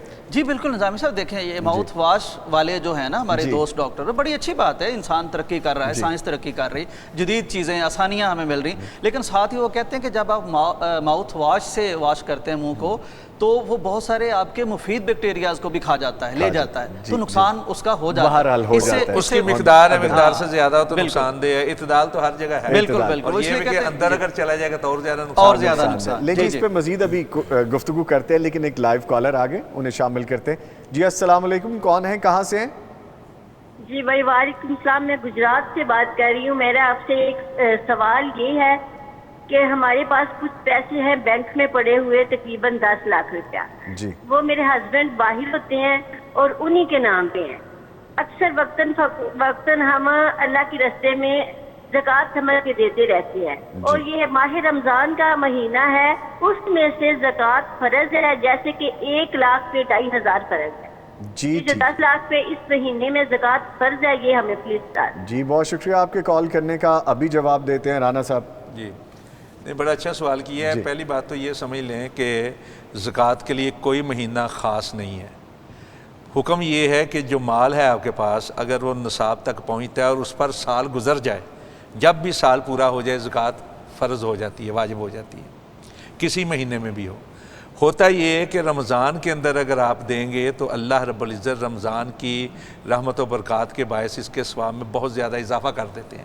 70 سے لے کر 700 گنا تک اضافہ ہو جاتا ہے. چنانچہ اسلاف کا یہ طریقہ کار تھا کہ کسی مہینے میں بھی زکوٰۃ ہو جائے وہ حساب کر لیا کرتے تھے، لیکن کوشش یہ کرتے تھے کہ رمضان کے مہینے میں ادا کر دیا. بعض لوگ جو ہے رجب کے مہینے کو زکوٰۃ کا مہینہ کہتے ہیں، بعض لوگ رمضان کے اندر دیتے ہیں. آپ حساب کر لیں، جیسے ہی سال اس پر مکمل ہو جائے اس کے مطابق آپ زکوٰۃ نکال لیں. آپ وقت سے پہلے بھی دے سکتے ہیں. حضرت عباس رضی اللہ تعالیٰ عنہ کو اجازت دی تھی اللہ کے نبی نے کہ وقت سے پہلے دے لیں. آپ حساب کر کے رمضان کے انتظار میں رہ کر رمضان میں بھی خرچ کر سکتے ہیں. یہ بڑی اچھی بات ہے. دوسری بات یہ ہے کہ فرما رہی تھی ہماری بہن کہ میرے میاں کے نام پر ہے. جی تو میاں کے نام پر ہو تو ان کے اوپر فرض ہے، اور اگر اس کا تصرف میاں نے تو بھیجا، اکاؤنٹ تو ان کے نام پہ ہے، لیکن اے ٹی ایم کارڈ اگر ہماری بہن کے پاس ہے اور یہ اس کے ذریعے سے اپنی ضروریات پوری کرتے ہیں اور ان کی طرف سے اجازت ہے کہ وہ زکوٰۃ ادا کر دیں تو یہ بھی زکوٰۃ دے سکتی ہیں. اور واقعتاً 1 لاکھ کے اوپر 2,500 ہے، یعنی 40واں حصہ جو ہوتا ہے 100 کے اوپر 2.5 روپے ہوتا ہے، 1 لاکھ کے اوپر 2,500 ہوتا ہے. اس لحاظ سے 10 لاکھ کا بنے گا 25,000. ٹھیک ہے، تو وہ اللہ کے راستے میں دیں، اور انشاءاللہ جب اللہ کے راستے میں دیا جائے تو اس سے مال کم نہیں ہوتا، اللہ کی رحمت سے زیادہ ہو جاتا ہے. یہ حدیث ہے رسول پاک. جو اور محترمہ فرما رہی تھی نا، وہ کہتی ہیں کہ ہم ڈیوریشن مطلب کہ سال کے دوران بھی نا زکوٰۃ سمجھ کے دیتی رہتی ہیں. وہ گن لیں، اگر تو اس حد کو پہنچ گئی ہیں تو وہ ان کی ادا ہو گئی ہے، دوبارہ ادا کرنا ضروری نہیں ہے. لیکن زکوٰۃ تو ادا ہو گئی. زکوٰۃ کی نیت ہونا ہے جو ضروری ہے اس واجب کے ہے. لیے. واجب ہے. زکوٰۃ کے علاوہ بھی صدقات ہیں، وہ جتنا مرضی کریں. رمضان میں دیں گے تو اس کا ثواب بھی اپنا بہت زیادہ بڑھ جائے گا. لیکن آپ دورانیے میں دیتے رہتے ہیں، سال کے دورانیے میں، وہ تو میں نے عرض کیا نا کہ پہلے بھی آپ دے سکتے ہیں، وقت سے پہلے بھی، اور بعد میں بھی دے سکتے ہیں، پورے سال بھی آپ دے سکتے ہیں. ٹھیک ہے. بس جی پلیز یہ بھی عرض کر دوں کہ زکوٰۃ یقیناً جو نصاب کو پہنچتی ہے وہ تو سال میں 1 دفعہ ہی ہے، مگر جب اڑوس پڑوس میں رشتہ داروں میں کوئی ضرورت مند اس سے پہلے ہو اور بندہ یہ قید لگا دے کہ میں نے تو رمضان ٹو رمضان ہی ادا کرنی ہے، تو وہ پہلے ادا کر دے. نمبر 1، چونکہ ضرورت مندوں کی ضرورت پوری کرنی، تاخذوا من اغنیاءہم وتردوا الی فقرائہم. اس کی جو اصل مت ہے وہ یہ ہے کہ اغنیاء سے مال لے کر ان کو ادا کرنا.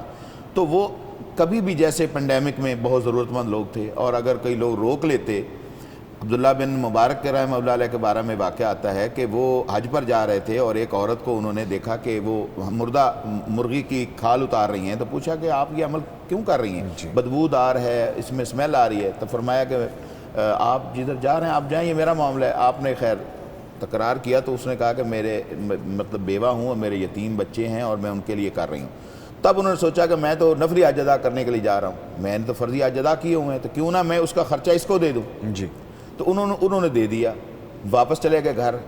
اب بعد میں جو ہے لوگ کئی آئے وہاں سے، انہوں نے کہا کہ جی آپ حج پر ہم نے آپ کو وہاں دیکھا فلاں مقام پر دیکھا، تو وہ بڑے خود حیران ہوئے کہ یا اللہ یہ کیا ماجرا ہے۔ تو اللہ نے ان کو دکھایا کہ آپ کی شکل میں نے ایک فرشتے کو وہاں حج میں بھیجا ہوا تھا اور اللہ تعالیٰ نے آپ کی طرف سے حج کروا دیا۔ مقصد یہ ہے کہ جب ضرورت مند دیکھا جائے تو وہ سال سے اگر مہینہ 2 مہینے پہلے بھی کر لیں اور اس نیت سے کریں کہ میں جو مال نکال رہا ہوں یہ میں تب گن لوں گا، تو کوئی حرج نہیں، پہلے بھی نکالا جا یعنی سر اس میں ہم ایک چیز سر پلیز ایک چیز کہہ لیں کہ اگر آپ سال بھر دیتے رہے ہیں اور زکوٰۃ کی نیت کر کے دیتے رہے ہیں تو پھر تو ٹھیک ہے۔ میں یہ ایک اور نہیں بات کہ آپ نے صدقہ خیرات کر دیا اور آپ اس کو زکوٰۃ کے زمرے میں ڈال، وہ نہیں۔ میں ایک اور بات کرنے لگا میں ایک اور بات کرنے لگا ہوں۔ بخاری میں ایک روایت ہے کہ جو آدمی بیواؤں اور مسکینوں کی مدد کرتا ہے وہ اسی طرح جس طرح اللہ کے راستے میں جہاد کرنے والا، یا اسی طرح جو رات کو جاگتا ہے اور صبح کو روزہ رکھتا ہے۔ اس کا مطلب یہ ہے کہ اگر آپ ضرورت مند کی ضرورت کے وقت مدد کریں گے تو رمضان میں دینے سے زیادہ بہتر ہے۔ بالکل۔ یہ جب کرونے کا معاملہ آیا تو ہماری اسلامی نظریاتی کونسل میں باقاعدہ بحث ہوئی، یہ ایجنڈے کا حصہ بنی کہ کیا وقت سے پہلے زکوٰۃ دی جا سکتی ہے۔ جی، تو وہاں میں نے حضرت عباس رضی اللہ تعالیٰ عنہ کا یہ واقعہ پیش کیا کہ اللہ کے نبی صلی اللہ علیہ وسلم نے باقاعدہ اجازت دی تھی کہ وقت سے پہلے آپ دے سکتے ہیں۔ ٹھیک، یہ بھی وہی دین کی آسانیاں ہیں، دین کی آسانی ہے۔ اور سر وہی مسالے ہیں نا یہ، جیسے آپ فرما رہے تھے کہ نیت کا ذکر ہے اس میں، کہ آپ کی نیت یہ ہو تو ڈیفینیٹلی یہ مسالے اور مفاسد جو ہے نا یہ ایک بڑی تفصیلی بحث ہے کہ جب مسالے ہو نا پیش نظر تو پھر اس کو مد نظر رکھنا چاہیے۔ اچھا سر، یوسف صاحب فرمائیے گا کہ دیگر امتوں کو ان کی نافرمانی کے باعث دنیا میں عذاب بھگتنا پڑا ہے، اس امت کے ساتھ ایسا نہیں ہو سکتا، بھلا کیوں؟ یہ سوال ہے، اس پہ وضاحت کیجیے گا ذرا۔ اللہ اکبر۔ نظامی صاحب یہ پھر ایک ایسی بات ہے کہ جس کو ہم جب سوچتے ہیں، جب کہتے ہیں، جب بیان کرتے ہیں اور جب خود پر طاری کر کے دیکھتے ہیں تو اندازہ ہوتا ہے کہ سبحان اللہ، اللہ تعالیٰ نے ہمیں اس امت میں سے کر کے کیا ہم پہ کرم کر دیا، کیسا ہمیں نواز دیا۔ یہ کتنا بڑا فیکٹ ہے کہ جتنے بھی انبیاء کرام آئے وہ جلیل القدر تھے، وہ کیا شان تھی ان کی ماشاءاللہ، لیکن ہر نبی یعنی اللہ تبارک و تعالیٰ نے ہر نبی کو ایک مقبول دعا کا اختیار دیا ہوتا ہے کہ یہ ویسے بھی قبول ہوتی ہیں دعائیں عام انسانوں کی، انبیاء کی بھی، لیکن ایک اسپیشل کہہ لیجئے کہ یہ دعا جب آپ چاہیں گے، جب کریں گے، یہ دعا قبول ہو جائے گی۔ اچھا، یہ آپشن ہر پیغمبر نے، مطلب وقت آتا ہے نا کہ قوم اتنا ستاتی ہے، اتنا تنگ کرتی ہے، مثالیں موجود ہیں اس کی، مخلص ہو کے ایک نبی آپ کے لیے آپ کو دوزخ سے نکال رہا ہے، آپ کو راحتیں دے رہا ہے، آپ کو خوشبوئیں دے رہا ہے اور آپ مسلسل دور جا رہے ہیں۔ ایک وقت ایسا آتا ہے کہ ہر پیغمبر نے یہ اپنا آپشن استعمال کر لیا اور کیا بھی کہاں؟ امت کی تباہی۔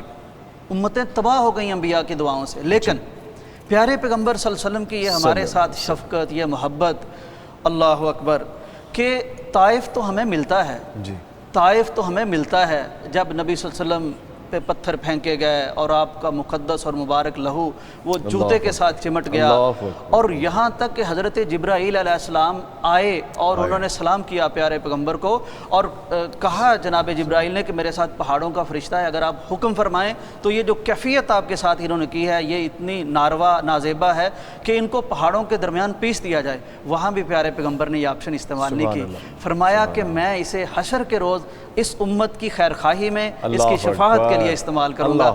تو چنانچہ ایسی بد دعا اس امت کے لیے نہیں ہے۔ بلکہ ایک اور حدیث ہے، نبی صلی اللہ علیہ وسلم نے دیکھیں کتنا درد تھا پیارے پیغمبر کو، سچی بات ہے ہمیں احساس ہی نہیں ہے، ہمیں اسی لیے شاید یہ موضوع منتخب کیا گیا کہ ہمیں اس شرف کا احساس تو ہو کہ ہم ہیں کیا، ہماری نسبت کیا ہے، ہمارا تعلق کس سے ہے۔ تو نبی صلی اللہ علیہ وسلم نے کہا کہ یا اللہ میری اس امت کے ساتھ شفقت فرمانا، ایک تو نبی صلی اللہ علیہ وسلم فرماتے اس حدیث میں کہ مجھے نا یہ پوری زمین اور کرۂ ارض اس کے مشارق و مغارب طے کر کے لپیٹ کے میری نظروں کے سامنے پوری امت میری دکھا دی گئی، اور جہاں جہاں تک مجھے دکھایا وہاں وہاں تک میری امت کی حکومت ضرور پہنچے گی۔ الحمدللہ 3 بر اعظموں میں تو مسلمان حکومت کر چکے ہیں۔ اور پھر پیارے پیغمبر نے فرمایا کہ مجھے سرخ اور سفید 2 خزانے دیے گئے، اس سے مراد کیسر و کسریٰ وہ فتح بھی ہو گئے۔ پھر فرمایا کہ میں نے اللہ تعالیٰ سے دعا کی کہ یا اللہ میری امت پہ 1-2 میری درخواستیں ہیں آپ کے حضور، وہ پوری کرنا۔ ایک تو یہ کہ اس امت کو قحط سالی سے نہ مارنا، بھوک سے نہ مرے میری امت۔ دیکھیں نبی کی محبت ہمارے ساتھ، اللہ سے مانگ رہے ہیں کہ کبھی قحط سالی نہ آئے، کبھی بھوک ایسی مسلط نہ ہو کہ بیچاری میری امت سہ نہ سکے۔ دوسرا فرمایا کہ کبھی کوئی ایسا دشمن ان پر مسلط نہ ہو جو ان کو نیست و نابود کر دے اور ان کی جڑ مار کے رکھ دے اور ان کا نام و نشان باقی نہ رہے۔ تو یہ 2 دعائیں کی نبی صلی اللہ علیہ وسلم نے، تو اللہ تعالیٰ نے فرمایا کہ آپ کی یہ دونوں دعائیں قبول ہیں، لیکن ایک سنت ہماری بھی ہے، وہ انہیں سہنا پڑے گا کہ یہ آپس میں لڑیں گے، آپس میں لڑیں گے، ایک دوسرے کو قیدی بنائیں گے۔ یقیناً گفتگو کریں گے، خوبصورت انداز اور خوبصورت گفتگو جاری ہے، اس پہ ہم ڈیفینیٹلی واپس آئیں گے۔ ایک چھوٹا سا وقفہ ہے جی، واپس آ رہے ہیں، ہمارے ساتھ رہیے گا۔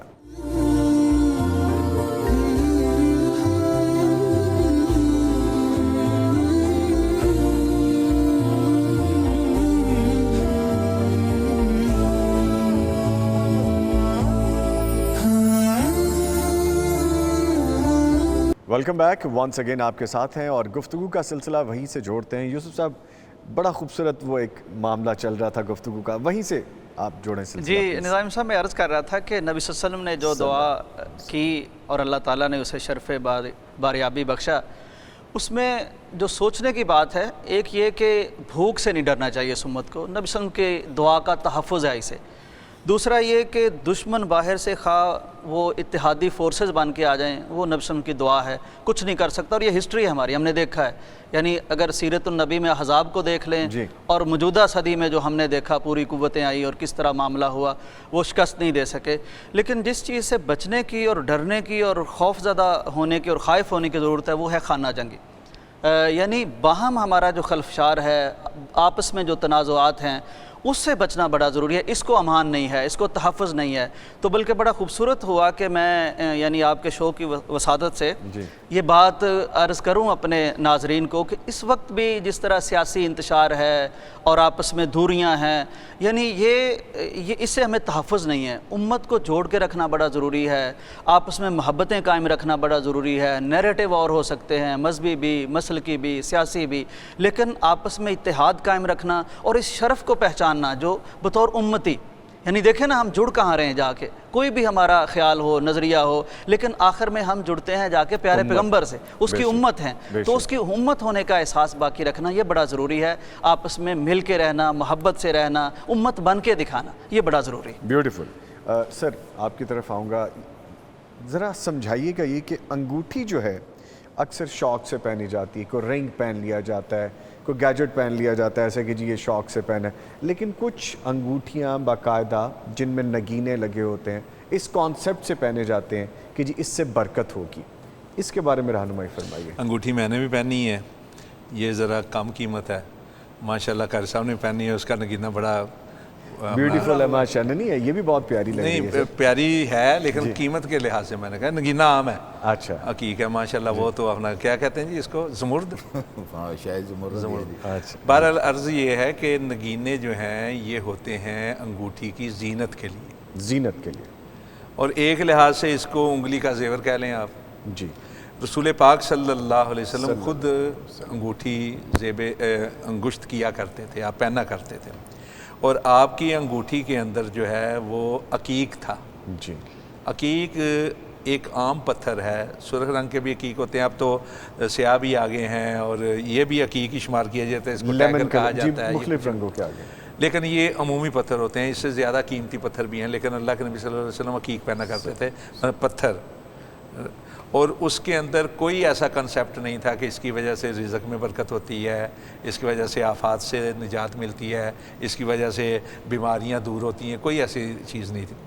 دوسری آپ کی جو انگوٹھی تھی نا اس کے اوپر مہر تھی، پہلے آپ کو شاید لازماً علم ہوگا کہ خاتم کا جو لفظ ہے، جی بالکل، ایک ہے خاتم، ایک ہے خاتم، خاتم کا لفظ ہوتا ہے مہر، وہ پہلے لوگ جو تھے وہ سربراہ ہوتے تھے، سربراہ ریاست، وہ باقاعدہ انگوٹھی کے اندر اپنی مہر رکھا کرتے تھے تاکہ کہیں آگے پیچھے نہ ہو جائے یا کوئی اس سے ناجائز فائدہ نہ اٹھا لے، تو وہ اسی کو لگا دیا کرتے تھے۔ اللہ کے نبی بھی وہی انگوٹھی جو تھی اس کے اوپر تھا اللہ، نیچے رسول، نیچے محمد رسول اللہ، تو وہ لگایا کرتے تھے۔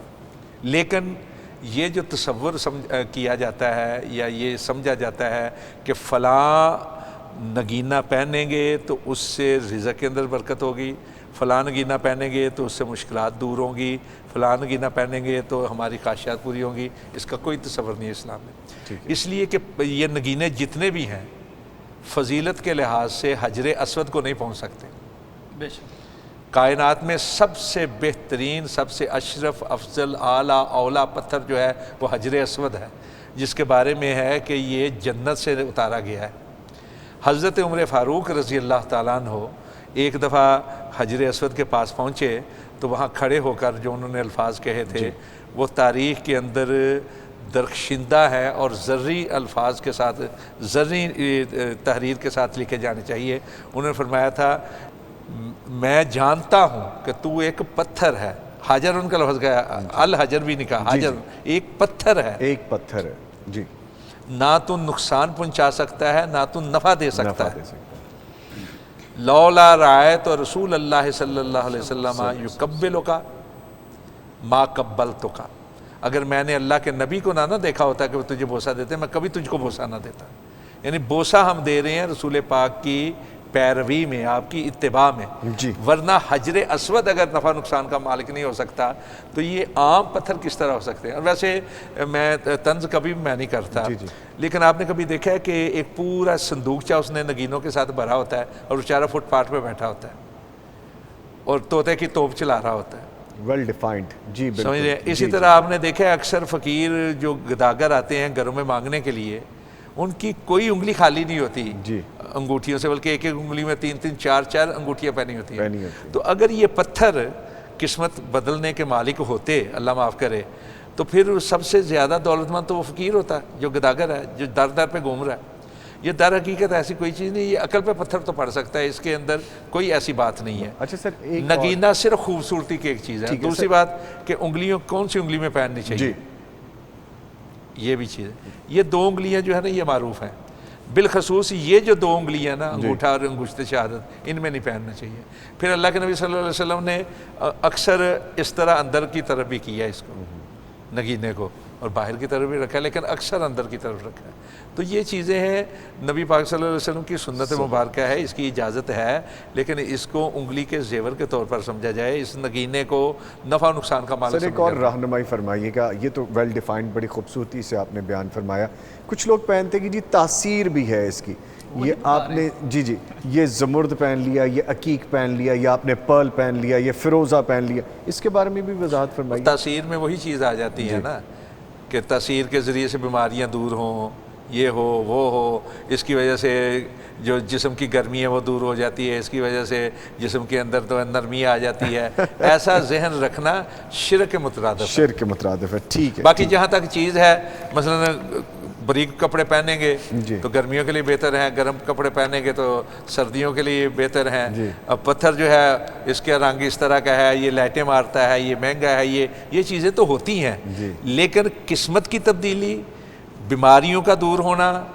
نفع کا آنا، نقصان کا، یعنی انگوٹھی کے نگینے کے اندر ان چیزوں کا تصور کرنا یہ در حقیقت شرک ہے، اس لیے کہ نفع و نقصان صرف اللہ کے ہاتھ میں ہے۔ سر فرمائیے گا، یہ بھی اکثر لوگ یوسف صاحب میں نے دیکھا کہ میں نے فیروزہ پہن لیا جی اور مجھے یہ لڑ گیا اور میرے ساتھ بڑی غلط مس ہیپ ہو گئے ہیں، پرابلمز ہو گئے ہیں، یہ سب باتیں لاجک میں ابس ہیں، ابس ہیں، ٹھیک ہے سر۔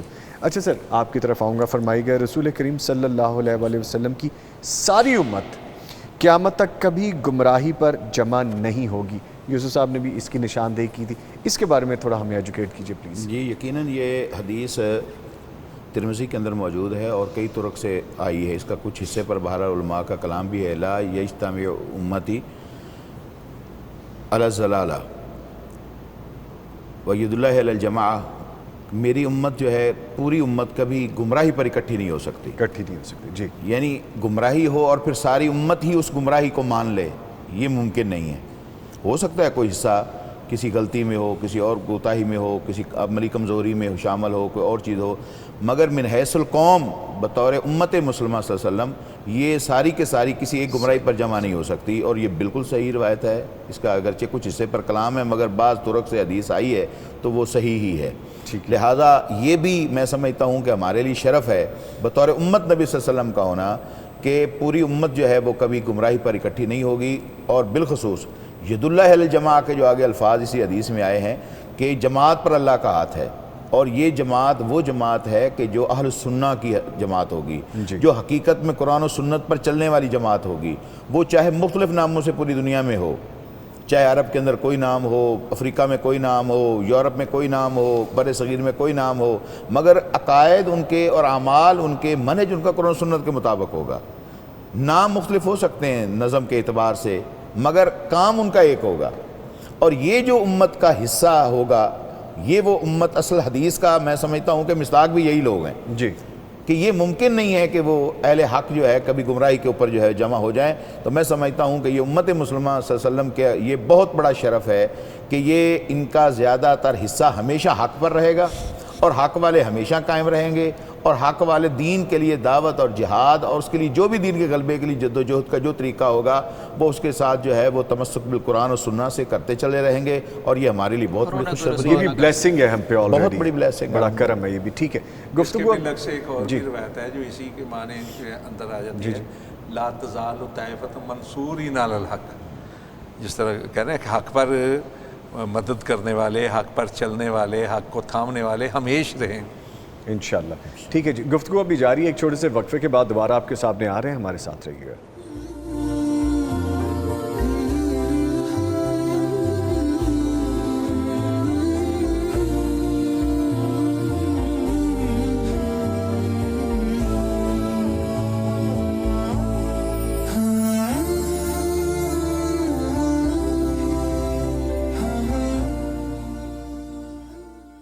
ویلکم بیک، بریک کے بعد آپ کے ساتھ ہیں۔ تو سر ہم وہ گمراہی کے حوالے سے گفتگو ہو رہی تھی کہ کبھی اس پہ ساری امت نہیں ہوگی، تو اس پہ بیان کمپلیٹ کیجئے پھر میں آگے بڑھتا ہوں۔ میں نے اس پر گزارش کر دی کہ یہ بھی ہمارا اعزاز ہے امت مسلمہ کا کہ بطور پوری امت مسلمہ کبھی بھی گمراہی پر اکٹھی نہیں متفق ہو سکتی۔ ٹھیک ہے، یہ ہو نہیں سکتا کہ سارے ہی گمراہی پر متفق ہو جائیں اور کہیں گے یہ گمراہی ٹھیک ہے، نہیں، ہمیشہ حق پر ایک جماعت رہے گی اور حق کی دعوت دیتی رہے گی، اور جو غلطی اور کوتاہی عملی یا اعتقادی طور پر جو غلطیاں ہوں گی امت کے کسی حصے میں ان کی اصلاح کرتی رہے گی۔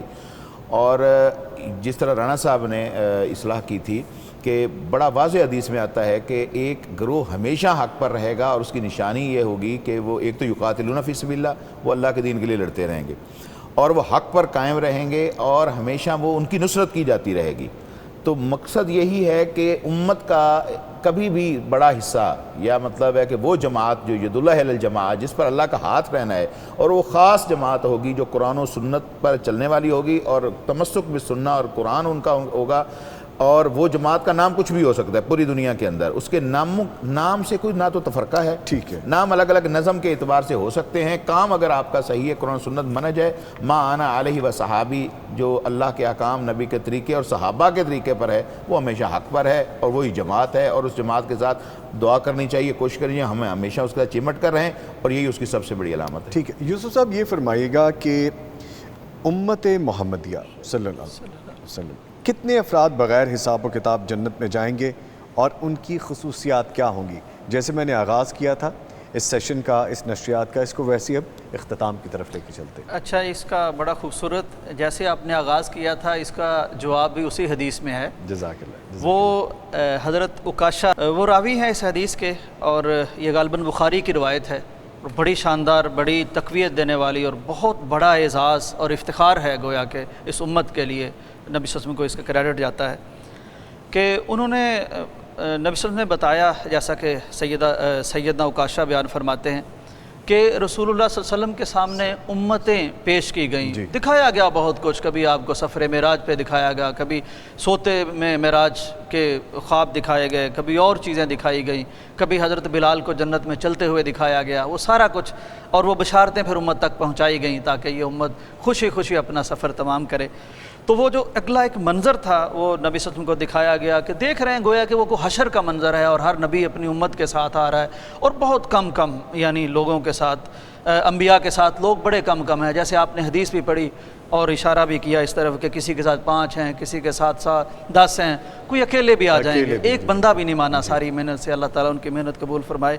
تو ایک پھر ذرا بڑا گروہ، بڑی جماعت نظر آئے گی، تو نبی صلی اللہ علیہ وسلم پوچھیں گے شاید یہ میری امت ہے، تو بتایا جائے گا کہ نہیں، وہ زیادہ تو ہے لیکن یہ اس درجے کے زیادہ نہیں ہے، آپ ذرا افق کی طرف دیکھیے۔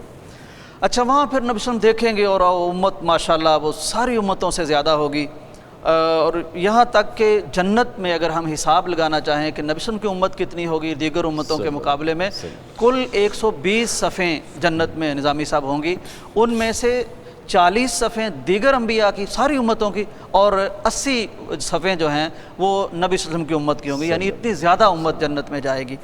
اچھا، یہ جو حدیث ہے بغیر حساب کے، تو بغیر حساب کے پھر وہ حضرت جبرائیل فرشتے نے بتایا کہ یہ جو اگلی صفیں ہیں آپ کو، وہ افق پہ جو نظر آیا ایک پورا ماشاءاللہ مجمع، جمع غفیر، پوری امت، اور میں سوچ رہا ہوں اس میں ہم بھی ہوں گے نا، یعنی وہ امت پوری جب دکھائی گئی تو ہم بھی اس میں موجود ہوں گے، اور نبی صلی اللہ علیہ وسلم نے دیکھا ہوگا۔ تو ان کا کہ یہ جو اگلے ہیں 70,000 جو آگے ہیں، یہ وہ ہیں جیسے آپ نے حدیث بھی پڑھی کہ یہ بغیر حساب کے جنت میں جائیں گے، اللہ ان سے پوچھے گا بھی نہیں کہ تھوڑی دیر ٹھہر ہی جاؤ، نہیں، بغیر حساب کتاب کی۔ وجہ بھی بیان فرمائی نبی صلی اللہ علیہ وسلم نے، انہیں کوئی عذاب نہیں ہوگا، بغیر حساب کے جائیں گے۔ وجہ یہ ہے کہ یہ نہ تو داغ لگواتے ہیں، اچھا داغ لگوانا یہ پرانا ایک طریقہ علاج تھا کہ جہاں کوئی زخم ہے یا کوئی معاملہ ہے، وہ لوہے کو بہت گرم کر کے تو اس سے وہ جراثیم کشی کرتے تھے، اس کے بیکٹیریا وغیرہ مارتے تھے، اور تو وہ بڑا تکلیف دہ تھا، اور نبی صلی اللہ علیہ وسلم کو پسند نہیں تھا کہ امت کو تکلیف محسوس ہو، تو فرمایا کہ یہ نہیں کرنا نا، جو نہیں کرتے وہ ان میں شامل ہوں گے بغیر حساب کے، ایک بات۔ دوسری بات یہ بیان فرمائی کہ وہ غیر شرعی دم جھاڑ نہیں کرتے۔ یہ دیکھیں نا، جیسے ابھی آپ نے رانا صاحب سے سوال کیا، کوئی پتھروں میں تاثیر ڈھونڈ رہا ہے، کوئی ستاروں میں تاثیر ڈھونڈ رہا ہے، کوئی شریعت کو چھوڑ کے اور پتہ نہیں کس طرح کے اس نے دم بنائے ہوں، یہ نہیں ہونا چاہیے۔ مطلب آپ کی شان توحید ہے، آپ کو اللہ تعالیٰ نے اتنا نواز رکھا، اتنا پیارا نبی دے دیا، قرآن دے دیا، ضرورت بجی ہے کہ کسی اور طرف جائیں۔ حضرت عمر جب تورات پڑھ رہے تھے تو نبی صلی اللہ علیہ وسلم نے اسی لیے تو کہا کہ بھائی قرآن کے ہوتے آپ تورات پڑھیں، تو یہ غیر شرعی دم نہیں کرنے چاہیے، شرعی دم جو مسنون ہیں یا جائز ہیں وہ کیے جا سکتے ہیں۔ اور تیسری بات فرمائی کہ وہ بدشگونی نہیں لیں گے، اگین وہی بات ہے کہ آپ جناب کبھی ستارے میں تاثیر اور کبھی سمجھتے ہیں بلی گزر گئی، یہ اس طرح کی کیفیت نہیں ہوگی، خالص توحید ہے۔ اور جیسے حضرت عمر رضی اللہ تعالیٰ نے جنت کے پتھر کو کہہ دیا کہ بھائی چومتے ہیں تو اس لیے کہ سنت ہے، یہ نہیں کہ تیرے میں کوئی تاثیر ہے، یہ والی کیفیت ہو۔ اچھا، پھر وہ داغ نہیں لگواتے، وہ غیر شرعی دم نہیں کرواتے، اور وہ پھر اپنا بدشگونی نہیں لیتے۔ یہ 70,000 بغیر حساب کے جائیں گے، اور فرمایا کہ ہر 1000 کے ساتھ 70,000 ہوں گے۔ ابھی میں اور حفیظ اللہ صاحب پروگرام سے پہلے اس کا حساب لگا رہے تھے، تو ملینز میں تعداد بنتی ہے اس امت کی جو بغیر حساب کے جنت میں جائے گی انشاءاللہ۔ ٹھیک ہے، میں تھوڑی سی اور اللہ پہ توکل کرتے ہوئے یہ سارا بات، وہم علی ربہم یتوکلون، یہ الفاظ ہیں، بخاری میں بھی ہے، اور یہ جو ہے نا داغ لگانے والی، یہ مسلم کے اندر الفاظ ہیں، باقی وہی چیز ہیں، اور وہ اپنے رب پر توکل کرتے ہیں۔ تو میں یہ عرض کرنا چاہ رہا تھا کہ داغ لگانا ایک تو ہوتا ہے نا زخم جہاں لگا وہاں، ایک داغ اور بھی ہوتا تھا، وہ داغ لگواتے تھے اس لیے کہ تاکہ ان کے جو ہے نا معبودان باطلہ وہ ان سے راضی ہو جائیں، جس طرح ہمارے ہاں بعض لوگ بنواتے ہیں نا اسٹیچو وغیرہ، دوسرے نقش و نگار اسکن کے اندر بنواتے ہیں، اور بعض ایسے ہیں جو باقاعدہ شیطان کے بنواتے ہیں۔ جی بالکل۔ اب جو ہمارے یہاں دہشت گرد پکڑے گئے تھے پچھلے دور میں جن کی وجہ سے، تو ان میں سے کئی ایسے تھے جن کے جسموں پر باقاعدہ شیطان کے بنے ہوئے ہیں، الومینیٹی جنہیں کہا جاتا ہے، تو وہ اس قسم کے بھی اپنا داغ ہوتے تھے۔ اور جو 70,000 کی تعداد ہے، ایک تو اس میں وضاحت یہ ہے کہ ہر 1,000 جو ہے 70,000 ساتھ لے کر جائے گا، جس طرح ہم نے بات کی۔ دوسری یہ کہ اس وقت کا سب سے بڑا فگر عدد جو تھا نا وہ 70,000 تھا. رانا صاحب اس وقت کا اس میں تھوڑی سی وضاحت اور حدیث چونکہ بیان پوری نہیں ہوئی, اس کے بعد الفاظ ہیں کہ یہ 70,000 پہلے, پھر ہر ہزار کے ساتھ 70,000, اس کے بعد اللہ تعالیٰ حسیات کے لفظ آتے ہیں کہ اللہ چلو بھر کے وہ بھی ڈالے گا, اور اللہ کا آپ اندازہ کر لیں ہاتھ اس کی شان کے مطابق جیسے بھی ہے. تو میرا خیال ہے یہ وہ امت گزر حدیث جائے گی. شفاعت بھی ہے کہ چلو بار کے باہر نکالے گا, وہ آخر میں ہوں گے کہ بغیر نیکی کے کسی کے وہ چلے جائیں گے, لیکن وہ جہنم سے نکالے جائیں گے. لیکن یہ جو تھا 70,000 یہ سب سے بڑا فگر سمجھا جاتا تھا اس وقت. اب تو اپنا جو ہے نا بعد میں آ گیا کروڑ آ گیا, ارب آ گیا, خرب آ گیا, یا اب آ گیا اپنا ملین آ گیا, ٹریلین آ گیا, بڑی گنتی ہو گئی, بلین آ گیا, ٹریلین آ گیا, بڑی گنتی ہو. اس وقت سب سے بڑا فگر, اور یہ 70,000 کا لفظ اللہ کے نبی صلی اللہ علیہ وسلم نے کئی مواقع پہ بیان فرمایا. مثلاً جو بیت المعمور ہے اوپر, بیت اللہ کے بالکل صحیح, اس کے حوالے سے جو طواف کرنے والے فرشتے ہیں وہاں بھی 70,000 کی بات ہے. اب یہ 70,000 کی جو کنڈیشن بیان کی ہے رسول پاک صلی اللہ علیہ وسلم نے, تو صحابہ اکرام سارے کے سارے ان صفات کے حامل تھے جن صفات کے حاملین کو بغیر حساب کتاب کے جنت میں جانے کا. اور صحابہ اکرام کی تعداد جو ہے 1,44,000 تھی. جی, تو ہم یہ کس طرح کہیں کہ وہ اس میں شامل نہیں. اصل چیز یہ ہے کہ سب سے بڑا فگر جو ہے وہ 70,000 تھا. پھر اپنا یہ ہے کہ اس کے ساتھ وضاحت بھی کر دی گئی. اور حضرت عکاشہ کو جو کہا نا کہ یہ سبقت لے گیا, تو اس کا مطلب یہ نہیں کہ صرف یہ ہی ان میں شامل ہے, بلکہ یہ ہے کہ اس اپنا فضیلت کو حاصل کرنے کے لیے خواہش کا اظہار کرنے میں عکاشہ سبقت لے گیا.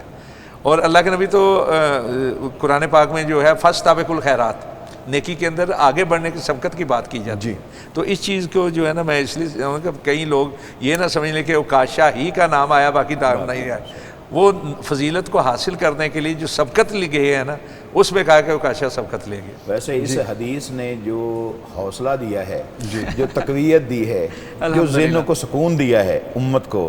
جی, قرآن میں آتا ہے نا ما یفعل اللہ بعذابکم ان شکرتم وآمنتم وکان اللہ شاکرا علیما, کہ اللہ کو کیا ضرورت ہے کہ وہ بندوں کو عذاب دے. جی, اب اللہ تعالیٰ اپنے بندوں کو جو اس نے کراؤن آف کریشن کریٹ کی ہے وہ عذاب دینے کی نیت سے تو کی ہی نہیں.